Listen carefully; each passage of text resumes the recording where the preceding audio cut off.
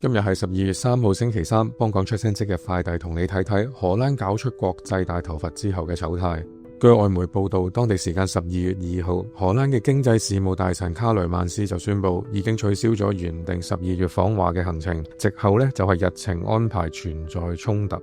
呢個有份一手一腳搞出搶掠中國企業喺荷蘭嘅子公司安世半導體嘅政客呢，原定12月訪問中國，就有關恢復晶片供應同埋所謂嘅安全問題進行進一步嘅磋商。荷蘭政府搞出呢一個大頭佛，本嚟呢就想揾一個跳得最猛嘅經濟事務大臣嚟到中國孭鑊，但係預定孭鑊嘅人呢縮沙啦，講話要遲啲先再嚟嘅，但係唔知遲到幾時，為呢一宗鬧劇多添一個哭笑不得嘅主角。2個幾月之前嘅9月29號，美國發出咗惡意嘅新規定。當非美國實體被列入實體清單之後呢，其外國實體直接或者間接持有 50% 以上嘅實體公司，亦都將適用於各種嘅管制政策。由於安世半導體屬於中國文泰科技嘅子公司，所以呢就覆蓋到實體清單入邊。第二日即係9月30號，荷蘭政府呢急不及待咁樣響應，下令凍結安世半導體嘅資產同埋知識產權。有趣嘅係喺呢段時間呢，荷蘭聲大夾惡，但係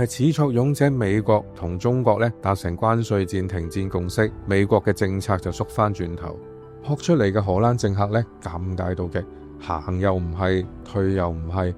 唔只要承受中國施加嘅強大外交反制，仲要回應國內不絕嘅批評聲音，更加要面對全球受影響企業嘅憤怒。